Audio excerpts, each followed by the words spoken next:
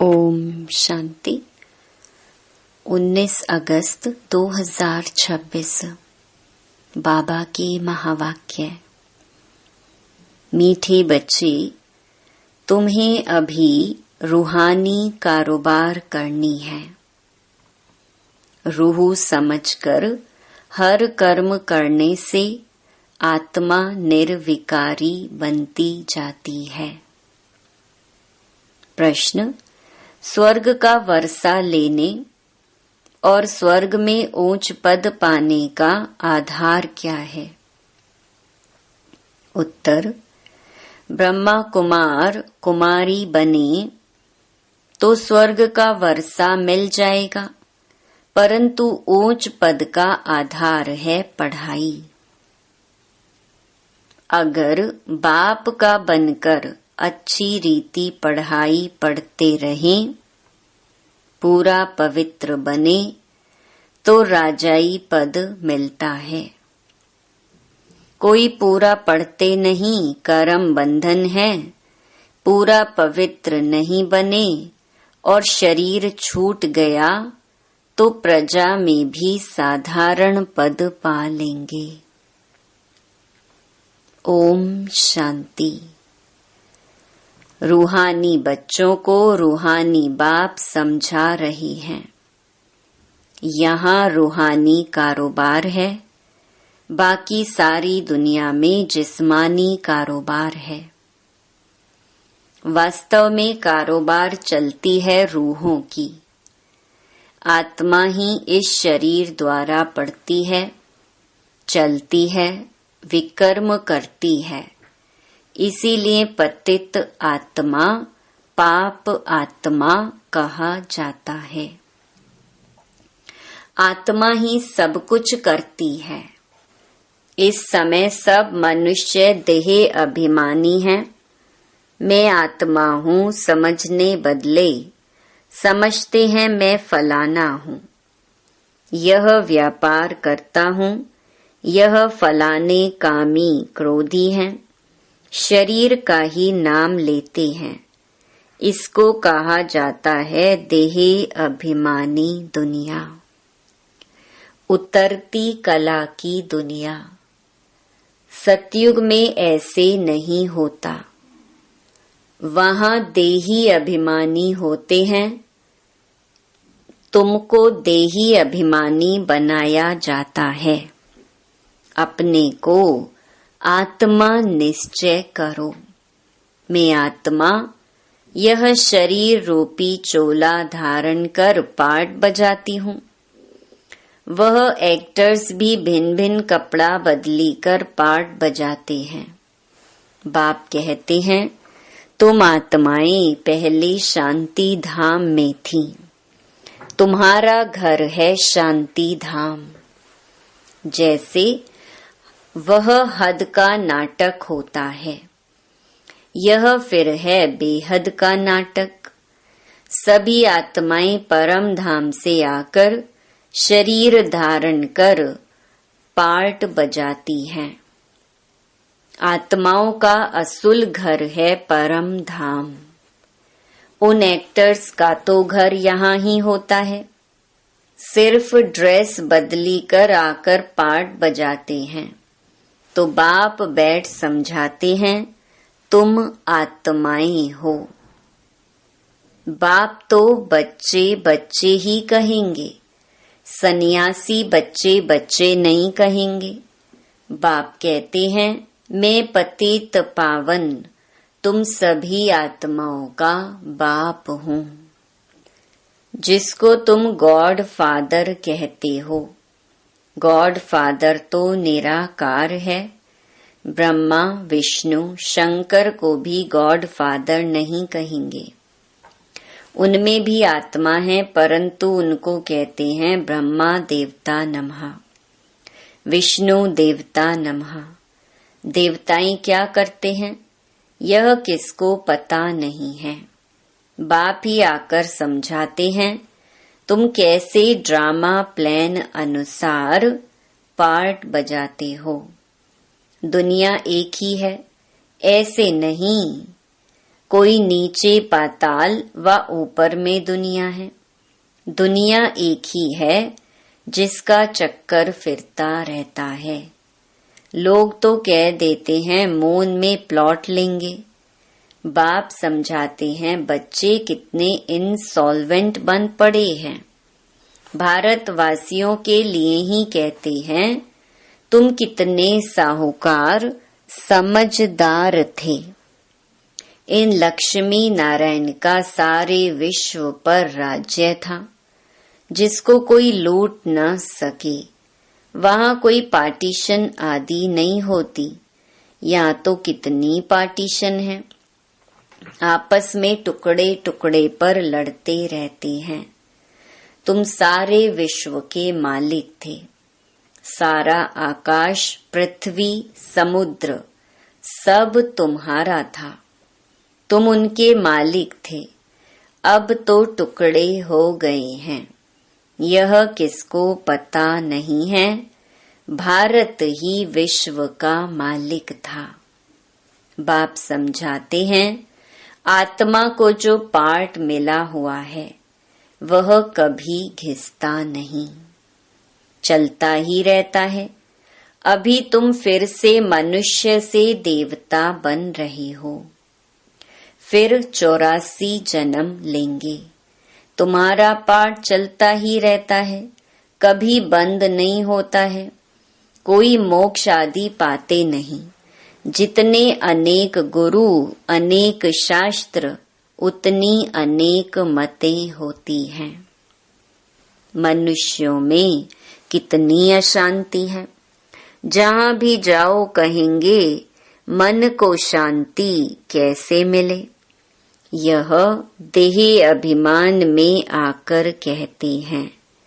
बाप समझाते हैं मन और बुद्धि यह हैं आत्मा के ऑर्गन्स। बाकी यह सब शरीर की इंद्रियां हैं। आत्मा कहती है मेरे मन को शांति कैसे मिले। वास्तव में यह कहना गलत है। तुम आत्मा हो, तुम्हारा स्वधर्म ही शांत है। तुम ऐसे कहो मुझ आत्मा को शांति कैसे मिलेगी। इसमें कर्म तो करना ही है। यह बातें बाप ही बैठ समझाते हैं। दुनिया में यह ज्ञान किसको नहीं। वहाँ है भक्ति मार्ग, उनको ज्ञान का पता नहीं है। ज्ञान तो एक बाप ही देते हैं। बाप खुद कहते हैं मैं कल्प कल्प कल्प के संगम युग पर आता हूँ। कलयुग के अंत में सभी पतित हैं। यह है रावण राज्य। रावण को जलाते भी भारतवासी ही हैं। बाप पतित पावन का जन्म भी यहाँ है, तो रावण का जन्म भी यहाँ है। रावण जो सबको पतित बनाते हैं, इसीलिए उनको जलाते हैं। यह बातें किसकी बुद्धि में नहीं है। अब भारत में श्री कृष्ण जयंती मनाते हैं। श्री कृष्ण की लीला भजन आदि करते हैं। अब बाप कहते हैं वास्तव में श्री कृष्ण लीला कुछ है ही नहीं। श्री कृष्ण ने क्या किया? कहते हैं कंसपुरी में जन्म लिया। अब कंस तो डेविल को कहा जाता है। सतयुग में डेविल कहाँ से आए? तुम जानते हो श्री कृष्ण की आत्मा जो सतयुग में थी, वह अपने 84 जन्म भोग इस समय पतित से पावन बन रही है। अपना पद फिर से ले रही है। वैसे ही तुम कृष्णपुरी में रहने वाले थे। 84 जन्म ले अब फिर अपना पद ले रहे हो। जयंती मनानी है वास्तव में शिव बाबा की।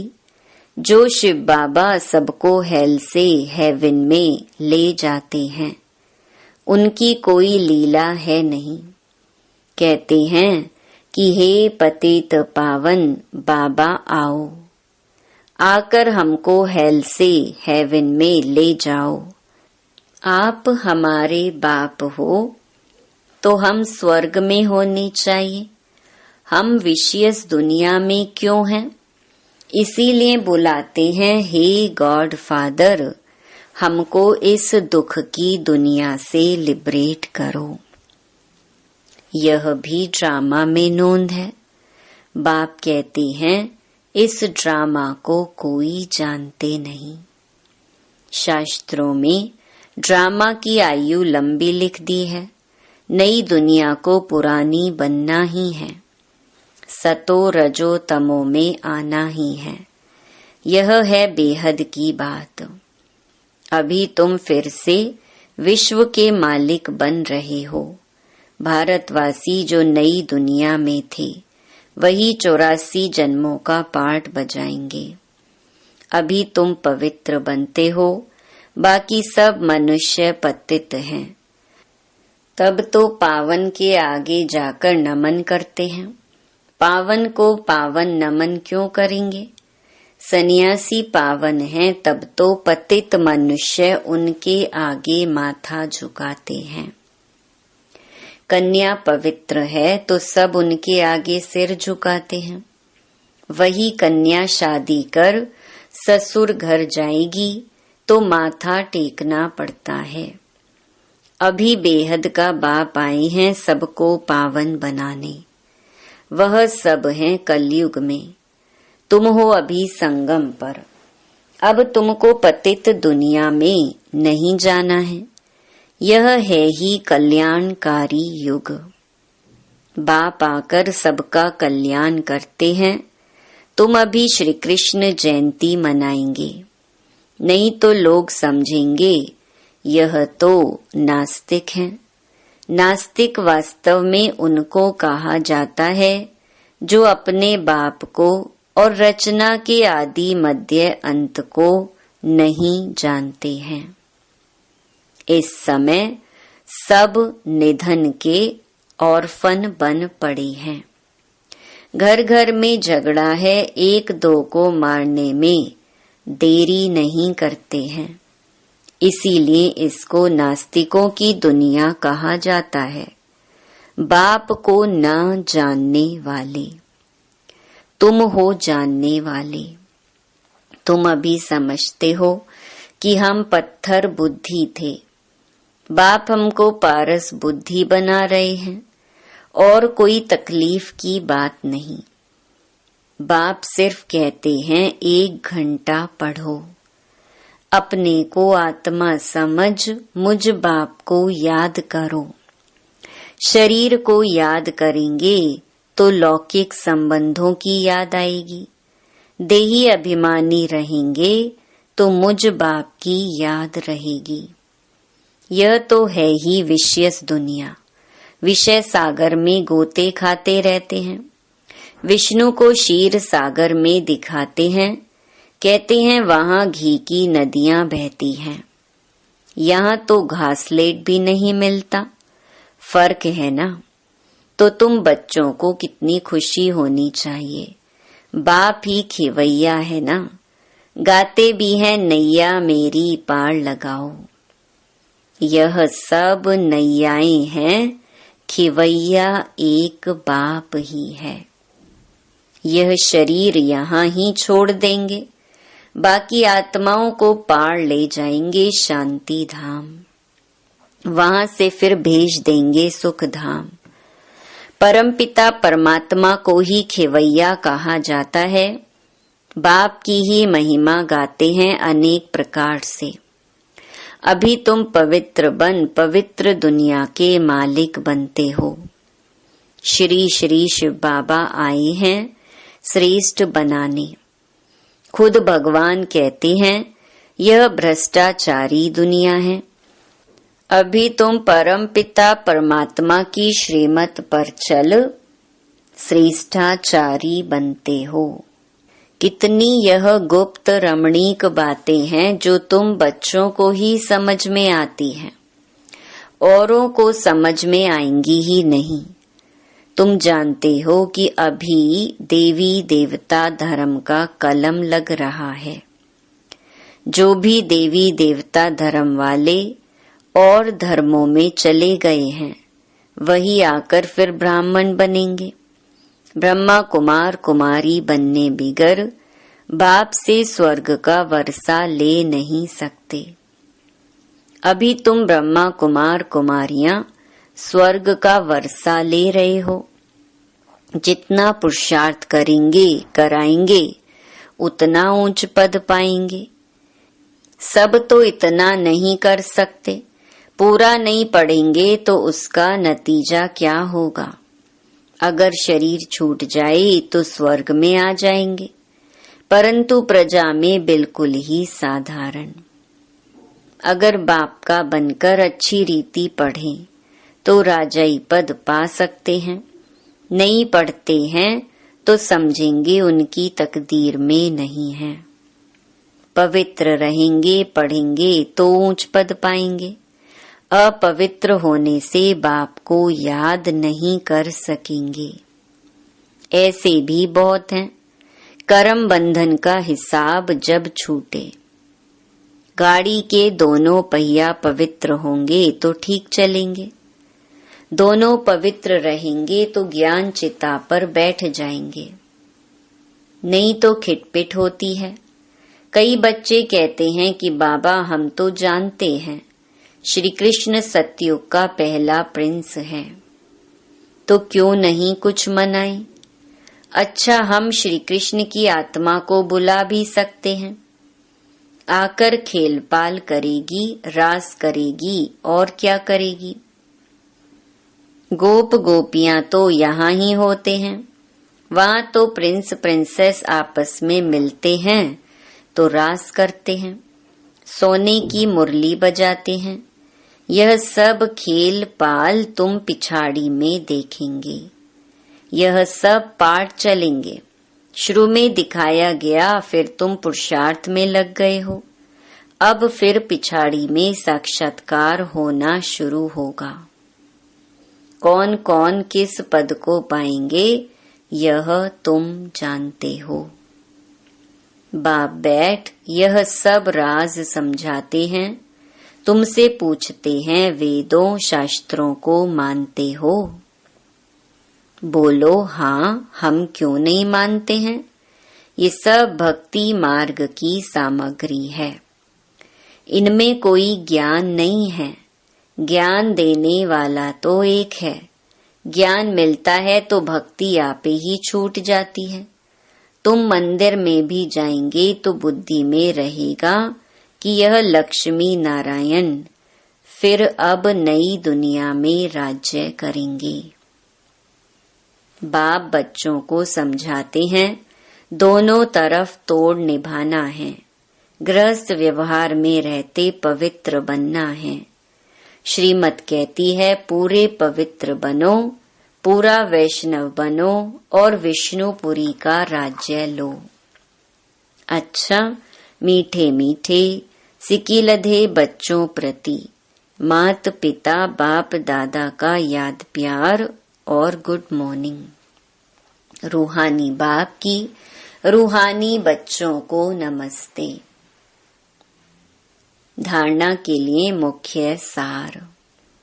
पहला, योग द्वारा कर्म बंधन का हिसाब किताब चुकतू कर पावन बनना है। ज्ञान चिता पर बैठना है। पूरा पूरा वैष्णव अर्थात पवित्र बनना है। दूसरा, अपने शांत स्वधर्म में स्थित रहना है। सबको शांति धाम की याद दिलानी है। कभी भी अशांत नहीं होना है। वरदान, आवाज से परे की स्थिति में स्थित हो। सर्व गुणों का अनुभव करने वाले मास्टर बीज रूप भव। जैसे बीज में सारा वृक्ष समाया हुआ होता है, वैसे ही आवाज से परे की स्थिति में संगम युग के सर्व विशेष गुण अनुभव में आते हैं। मास्टर बीज रूप बनना अर्थात सिर्फ शांति नहीं, लेकिन शांति के साथ ज्ञान, अतीन्द्रिय सुख, प्रेम, आनंद, शक्ति आदि आदि सर्व मुख्य गुणों का अनुभव करना। यह अनुभव सिर्फ स्वयं को नहीं होता, लेकिन अन्य आत्माएं भी उनके चेहरे से सर्व गुणों का अनुभव करती हैं। एक गुण में सर्व गुण समाये हुए रहते हैं। स्लोगन: अच्छाई धारण करो, लेकिन अच्छाई में प्रभावित नहीं हो जाओ। यह व्यक्ति सारे अपवित्रता के बीज को भी समाप्त कर संपूर्ण स्वच्छ पवित्र बनो। पवित्रता आप ब्राह्मण आत्माओं का अनादि आदि संस्कार है। इस नेचुरल संस्कार से स्वप्न व संकल्प में भी अपवित्रता इमर्ज ना हो। संकल्प आवे और विजयी बनो। इनसे भी ऊपर नेचुरल संस्कार बना लो, तो इस सब्जेक्ट में पुरुषार्थ करने की आवश्यकता नहीं रहेगी। अच्छा, ओम शांति।